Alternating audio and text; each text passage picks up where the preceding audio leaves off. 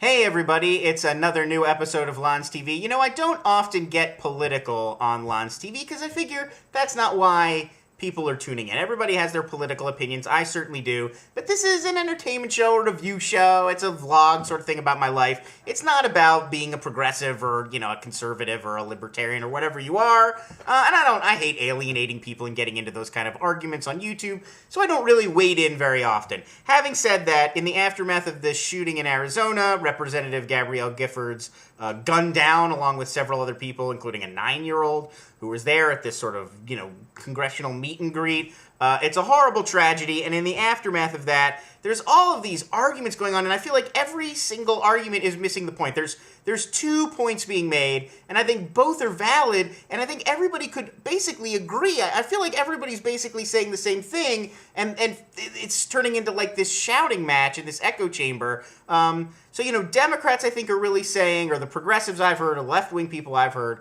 seem to be saying, like, overall, the level of violent, angry rhetoric is over the top, toxic, not doing us any good as a culture, as a society, and should go away. And there are good examples of that. Sarah Palin's map with the gun sights on them, and there's other examples too. A lot of these Tea Party signs in the rhetoric there, where it's like, we've got to refresh the tree of liberty with the blood of patriots and tyrants and all this stuff. And there's people like carrying guns, and it's just gotten a little overheated. And I think a lot of the left-wing people and the progressive people have just been pointing that out. Like, look, this stuff is scary when it happens, and we should really overall just be more, collegiate and a little less like angry, violent, fringe lunatic in the way we talk about our political enemies.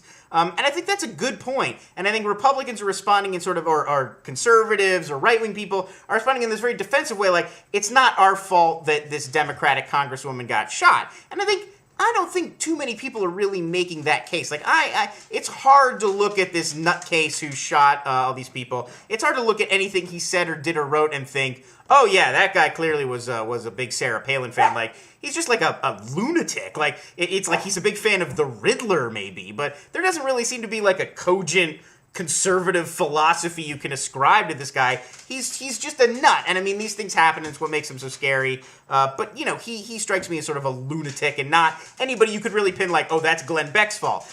But you can believe both of these things. You can say, okay, this wasn't any politician's fault, and at the same time, we should tone down the crazy, violent rhetoric. Like, I don't see why these two sides are even arguing. I believe both of those things at once, and it seems like the only reasonable takeaway from this particular scenario. So I just wanted to put that out there. Let's move on. The thing I wanted to review today on the show is the new animated series Bob's Burgers. It debuted on Sunday. I got a chance to watch it yesterday on Hulu. It's from Loren Bouchard, who created Dr. Katz, Professional Therapist, and Home Movies, two of my favorite animated series of the last, I guess it's 10, 15 years now. Dr. Katz hasn't been on for a while.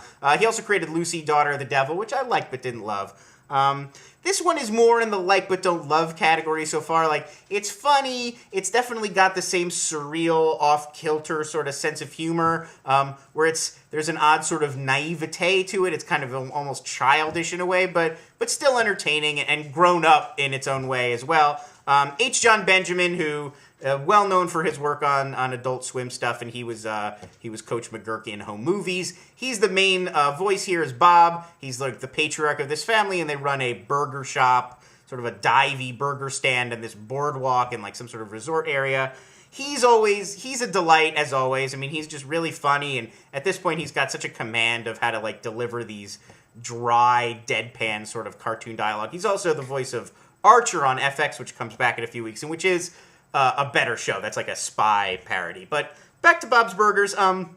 It's definitely got moments, like there were individual lines that were funny. Eugene Mirman, the comedian, voices Gene, the son in the family, and he's great, and you can tell that that's a character that they will have fun developing, sort of like an alternate reality Bart Simpson in a way where he's kind of a troublemaker, but with this very sort of irritating style, way of talking, and manic sort of behavior, and you can tell that's a character they'll have fun. They did this really weird thing where they casted male actors to voice a lot of the women in the family. Kristen Schaal voices one of the daughters, but the wife and the other daughter are voiced by Dan Mintz and John Roberts, who I'm assuming are two men, and they both sound, gravelly and husky voiced. And I'm not really sure. This seems like kind of a strange for strange's sake decision. It's definitely a little distracting, and it kind of prevents you from seeing them as real characters. It's almost like their voice is the joke, and you never really get past that, especially with the wife, who I'm presuming is like, basically the second main character, and is really not... They have this problem on a lot of animated shows because they're all sort of created by dudes. So, like, The Simpsons, Marge isn't as funny as Homer, and Family Guy, like, Lois isn't really as figured out as Peter, but they always grow and adapt to that over time. This show, again, seems to have that same problem where they've got the guy character is really funny, and then the wife, they haven't really figured out what her deal is yet. There is the same sort of sweetness and innocence from home movies and Dr. Katz on display here, but it's sort of, those shows also had this very retrograde, juvenile kind of animation style with the squiggle vision, and they sort of looked thrown together in someone's basement, especially home movies, which the animation was so, perfunctory in some ways. Like, everybody was kind of a blob with fingers. And when they look like that, it can get away with the sense of humor being a little more immature as well, because you just don't expect that much from it because of the way it looks, and then when it is actually pretty savvy and clever, you're like, oh, it surprises you. This show is more slick. Part of the team that worked on King of the Hill also worked on this, and it does bring a little bit more of like a network animated series slickness. Not too slick. It still looks a little,